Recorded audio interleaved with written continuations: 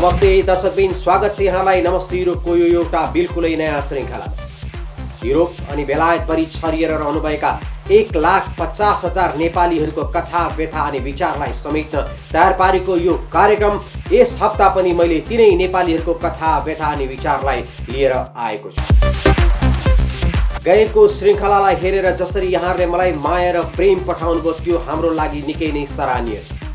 यदि यसरी नै यहाँहरूको माया र प्रेम पाइ नै रहने हो भने हामी निरन्तर यो यात्रामा लागिरहन सक्नेछौँ। यति भन्दै आजको लागि युरोप गतिविधिबाट कार्यक्रम सुरु गर्ने अनुमति चाहन्छु। विश्वमा बहादुर भनेर नाम कलिएका गोर्खालीहरूको राष्ट्रियता भारतीय लेखिएको छ। दशम विश्वयुद्धको क्रममा बेल्जियमको इपरमा आई वीरगति प्राप्त गर्न हुने ती बहादुर गोर्खालीहरूलाई भारतीय नागरिक भनेर उल्लेखित गरिएको छ। आउनुहोस् यसै विषयमा तयार पारेको यो एउटा सानो रिपोर्ट।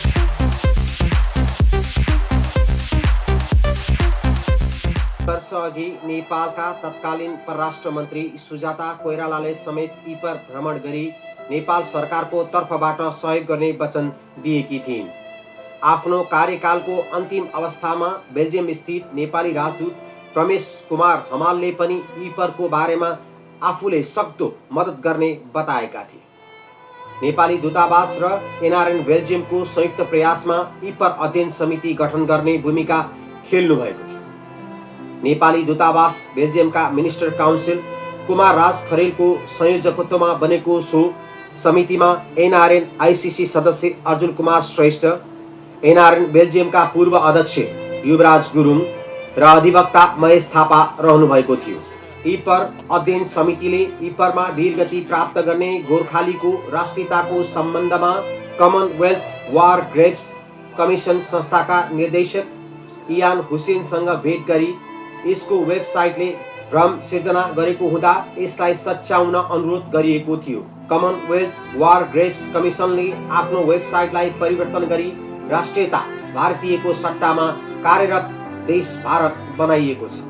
कमनवेल्थ वार ग्रेभ्स कमिसनले युद्धमा वीरगति प्राप्त गर्ने कमनवेल्थ राष्ट्रका सैनिकहरूको चिहान लगायत डाटालाई सुरक्षित राख्ने गर्दछ। यसरी वेबसाइटलाई सच्याइएकोमा इपर अध्ययन समितिका संयोजक कुमार राज खरेलले खुसी व्यक्त गर्नु भएको छ भने समितिका सदस्य अधिवक्ता महेश थापाले यसबाट जुन भ्रम फैलिएको थियो त्यो मेटिएको बताउनु भएको छ। पछिल्लो अवस्थामा बेल्जियम स्थित नेपाली सङ्घ संस्थाहरू पनि इपरमा वीरगति प्राप्त गर्ने नेपालीहरूप्रति नेपालीद्वारा नै सम्झना गरिनु पर्छ भनी लागि परेका छन्। सन् 2011 को नोभेम्बर 11 तारिक बेल्जियममा रहेका विभिन्न नेपाली सङ्घ संस्थाले इपर गई वीर गोर्खालीप्रति सम्झना प्रकट गरेका थिए। बेल्जियमको इपरबाट नमस्ते युरोपका लागि महेश थापा।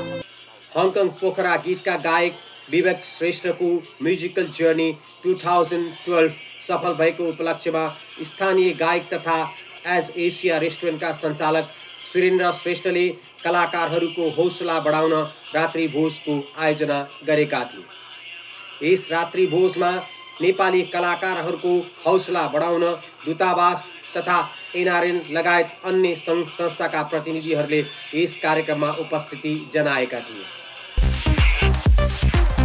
गएको हप्ता बेल्जियममा स्वर्गीय श्री गिरिजाप्रसाद कोइरालाको दोस्रो वार्षिकी कार्यक्रम सम्पन्न भएको छ। हेरौँ यसै विषयमा तयार पारिएको यो एउटा सानो रिपोर्ट। नेपालमा सम्पन्न द्वितीय जनआन्दोलनका सर्वोच्च कमान्डर स्वर्गीय श्री गिरिजाप्रसाद कोइरालाको द्वितीय पुण्यतिथिको अवसरमा बेल्जियमको लुबेन सहरमा एक विशेष स्मृति सभा सम्पन्न भएको छ।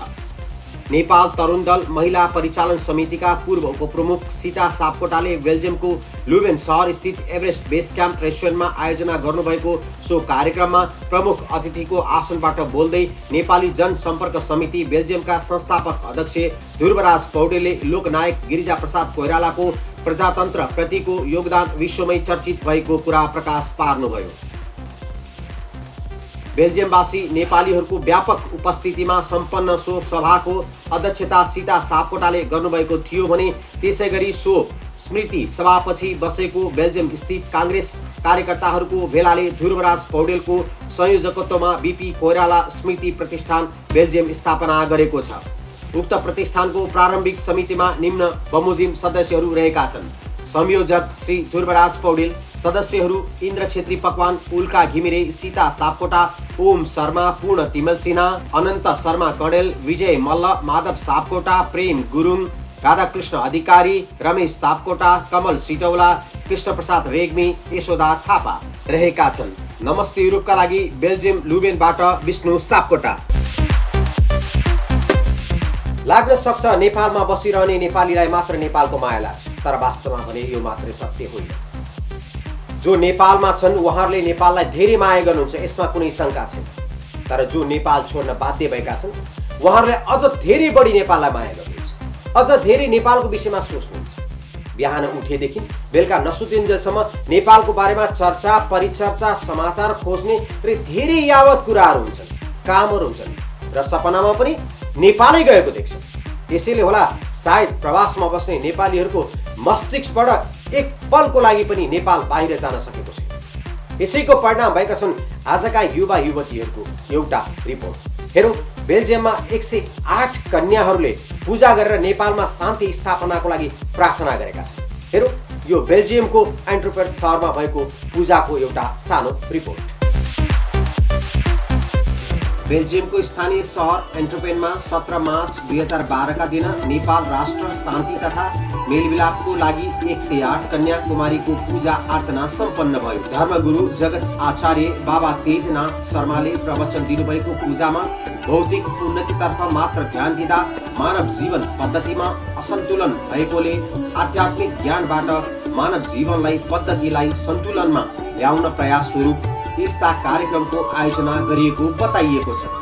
कार्यक्रममा नेपाली उद्योग वाणिज्य महासङ्घका निमित्त उपाध्यक्ष आजाद श्रेष्ठले यस पूजाले बेल्जियममा बस्ने नेपालीहरूको मनोकामना पूरा हुने विश्वास गर्दै आध्यात्मिक विश्वविद्यालय, अस्पताल तथा 9 तले विन्ध्यवासिनी मन्दिर निर्माणार्थ श्री विन्ध्यवासिनी आध्यात्मिक सङ्घको स्थापना भएको र अन्तर्राष्ट्रिय अभियान सुरु गरिएको बताउनु भयो।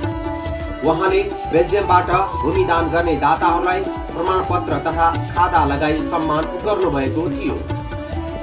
कार्यक्रममा बेल्जियममा बस्ने नेपालीहरूको प्रतिनिधित्व गर्दै गैरावासी नेपाली सङ्घ बेल्जियमकी अध्यक्ष श्रीमती जानकी गुरुङले यो आध्यात्मिक कार्यलाई एनआरएन बेल्जियमले उच्च मूल्याङ्कन गरेको र यसले हामी बीचको भावनात्मक सम्बन्धलाई प्रगाढ बनाउने विश्वास गर्दै नेपाली हाउस बनाउने बेल्जियमवासीको सपना साकार होस् भन्ने चाहना व्यक्त गर्नुभयो। बेल्जियमको एन्टवर्प सहरमा बसोबास गर्ने नेपाली समुदायहरूको सक्रियतामा पूजा आयोजना तथा सम्पन्न भएको थियो। कार्यक्रममा स्वागत नेपाली व्यवसाय सङ्घ बेल्जियमका अध्यक्ष हरि शर्मा थपलिया तथा श्रद्धालु भक्तजनहरूलाई एनआरएन आइसिसी सदस्य अर्जुन कुमार श्रेष्ठले धन्यवाद दिएका थिए। नमस्ते युरोपका लागि बेल्जियमबाट सालिक गौतम। यदि यहाँहरू युरोपको पोर्चुगल सहरमा जाने योजनामा हुनुहुन्छ भने कृपया एकछिन धैर्य गर्नुहोस्।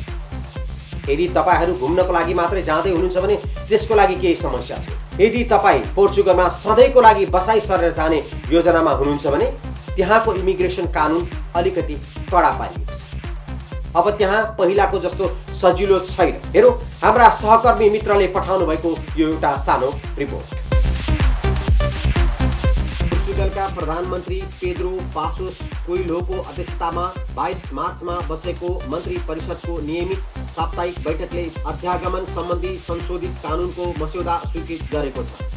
वैधानिक प्रवेश, बसोबास र अध्यागमनलाई व्यवस्थित गर्दै अवैध आप्रवासीहरूलाई घर फर्काउने डिपोर्टेसन सम्बन्धमा हाल काम रहेको 4 जुलाई 2007 को कानुन 23/2007 लाई परिमार्जन गर्न सो संशोधन प्रस्ताव स्वीकृत गरिएको हो।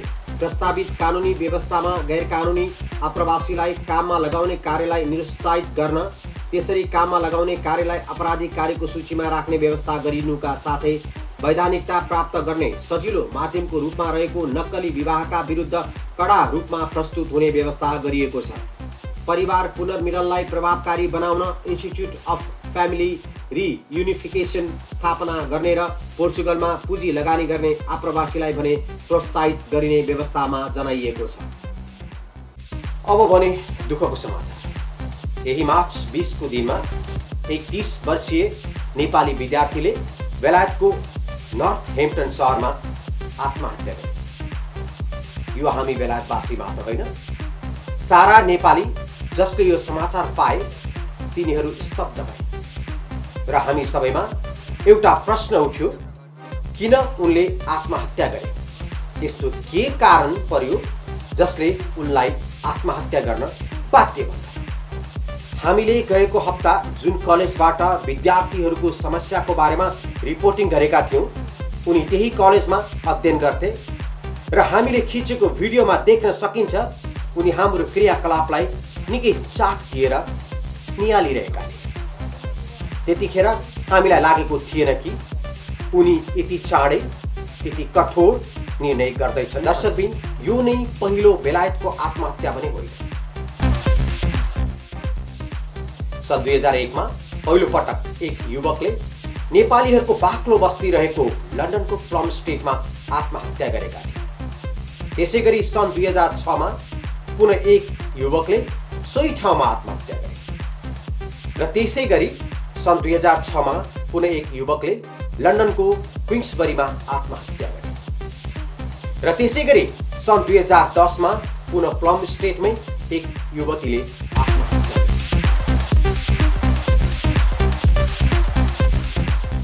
र त्यसैगरी एक 30 वर्षीय युवकले 2011 मा आत्महत्या गरेको अनुमान गरियो।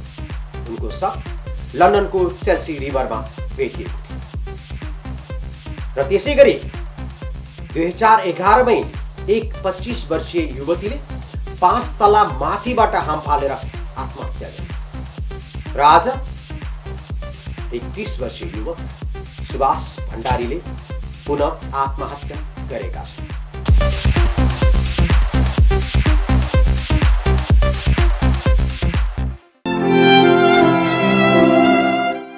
सुभाष भण्डारी उनी सन् 2010 17 जनवरीमा अध्ययनका लागि बेलायत आएका थिए।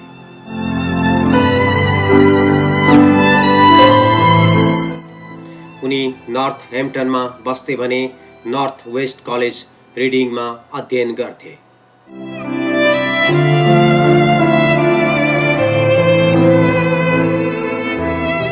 र उनी एउटा स्यान्डविच फ्याक्ट्रीमा काम गर्थे।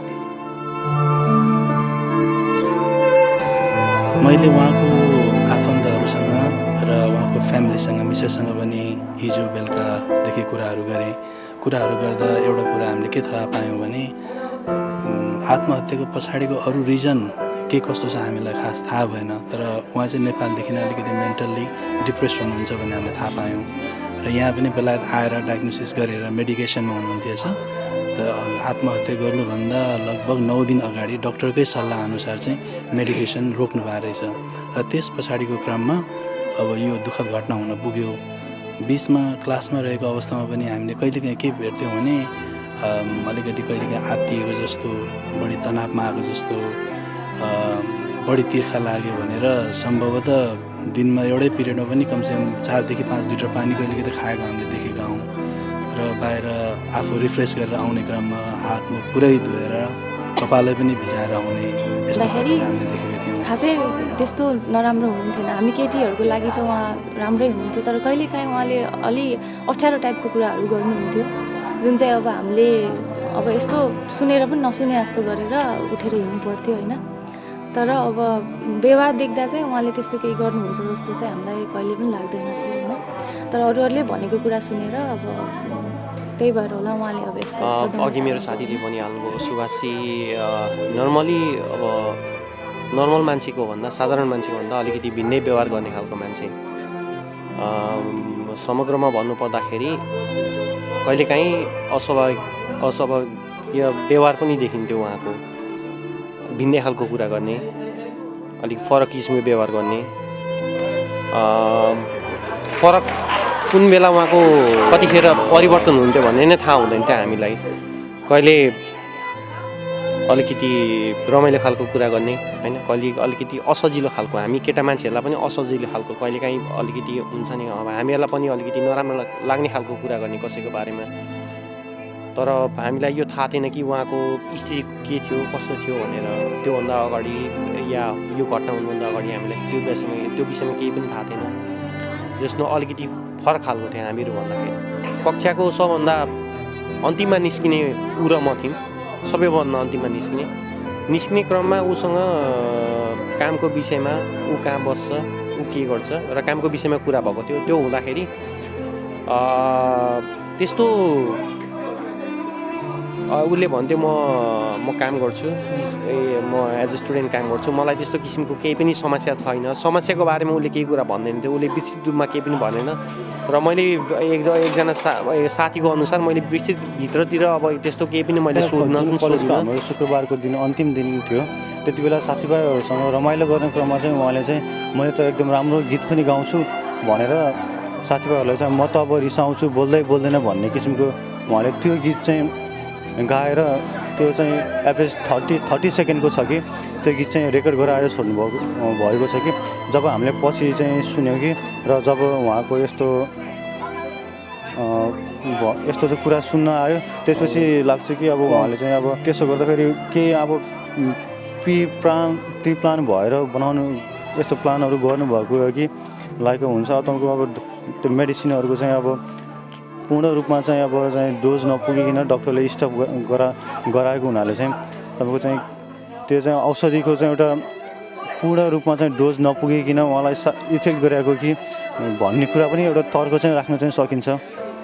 तर यस नर्मल्ली कुरा गर्नुपर्दा चाहिँ उहाँ चाहिँ कलेजमा पनि यस मेरो आफ्नो तर्फबाट मैले भन्नुपर्दा फ्रेङ्कली हुनुहुन्थ्यो र उहाँले बेसिकली चाहिँ अहिले नेपालमा चाहिँ अब चाहिँ पर्यटन वर्ष चाहिँ मनाउने भनेको हुनाले उहाँ फेसबुकमा नेपालको प्राकृतिक सम्पदाहरू र चिजबिजहरूलाई सबैलाई देखाएर अब कलेजमा पनि अब हाम्रो कति इन्डियन लेक्चरहरू छ, इन्डियन स्टुडेन्टहरू छ, उहाँले चाहिँ सम्पूर्ण कुरा यो चाहिँ यो ठाउँको पिक्चर हो, यो ठाउँको दृश्य हो भनेर चाहिँ त्यसरी चाहिँ एउटा चाहिँ भनौँ न देशप्रेमी र देशको लागि केही गर्नुपर्छ भनेर एउटा आस्था राख्ने किसिमको चाहिँ मान्छे हुनुहुन्थ्यो।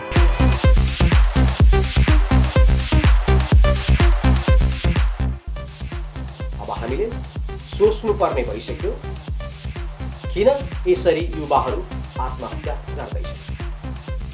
हामी समाजका जिम्मेवार व्यक्ति र बेलायतमा भएको सरकारको प्रतिनिधि दूतावास,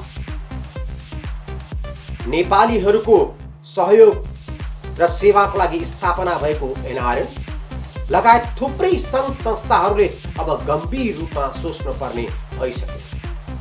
यदि हामीले समयमै सोचेनौँ भने त्यो घटना, त्यो दुःख तपाईँ हाम्रो घरमा पनि घट्न सक्छ।